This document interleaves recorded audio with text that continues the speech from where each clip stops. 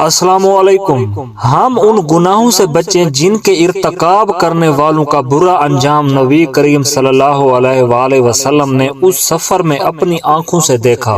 معراج کے اس اہم و عظیم سفر میں آپ کو جنت و دوزخ کے مشاہدہ کے ساتھ مختلف گناہ گاروں کے احوال بھی دکھائے گئے، جن میں سے بعض گناہ گاروں کے احوال اس جذبہ سے بتا رہا ہوں کہ ان گناہوں سے ہم خود بھی بچیں اور دوسروں کو بھی بچنے کی ترغیب دیں۔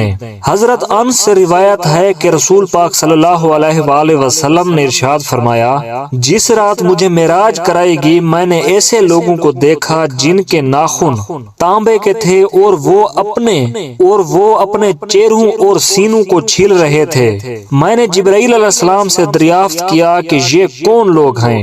انہوں نے جواب دیا کہ یہ وہ لوگ ہیں جو لوگوں کے گوشت کھاتے ہیں، یعنی ان کی غیبت کرتے ہیں اور ان کی بے ابروئی کرنے میں پڑے رہتے ہیں۔ حضرت ابو ہریرہ سے روایت ہے کہ رسول پاک صلی اللہ علیہ وآلہ وسلم نے ارشاد فرمایا، جس رات مجھے معراج کی سیر کرائی گئی میں نے ایسے لوگوں کو بھی دیکھا جن کے پیٹ اتنے بڑے تھے جیسے انسانوں کے رہنے کے گھر ہوتے ہیں، ان میں سانپ تھے جو باہر سے ان کے پیٹوں میں نظر آ رہے تھے۔ میں نے کہا، اے جبرائیل، یہ کون لوگ ہیں؟ انہوں نے کہا، یہ سود کھانے والے ہیں۔ آپ صلی اللہ علیہ وآلہ وسلم کا گزر ایسے لوگوں کے پاس سے ہوا جن کے سر پتھروں سے کچلے جا رہے تھے، کچل جانے کے بعد پھر ویسے ہی ہو جاتے تھے جیسے پہلے تھے، اسی طرح یہ سلسلہ جاری تھا، ختم نہیں ہو رہا تھا۔ آپ نے پوچھا، یہ کون لوگ ہیں؟ جبرائیل علیہ السلام نے کہا، یہ لوگ نماز میں سستی کرنے والے ہیں۔ آپ کا گزر ایسے لوگوں کے پاس سے ہوا جن کی شرمگاہوں پر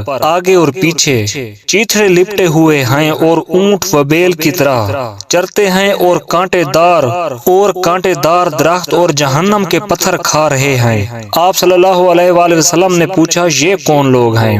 جبرائیل علیہ السلام نے کہا، یہ وہ لوگ ہیں جو اپنے مالوں کی زکوٰۃ ادا نہیں کرتے۔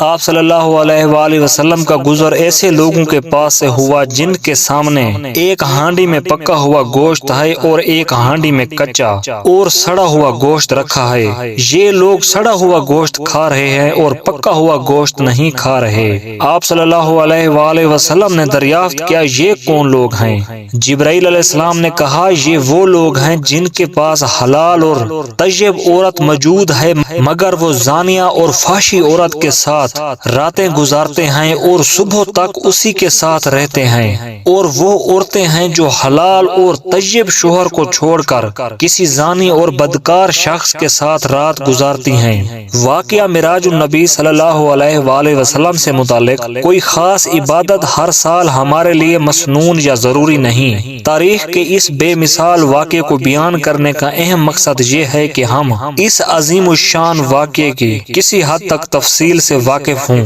اور ہم ان گناہوں سے بچیں جن کے ارتکاب کرنے والوں کا برا انجام نبی اکرم صلی اللہ علیہ وآلہ وسلم نے اس سفر میں اپنی آنکھوں سے دیکھا اور پھر امت کو بیان فرمایا۔ دوستو، چینل کو سبسکرائب، ویڈیو کو لائک اور شیئر کرنا۔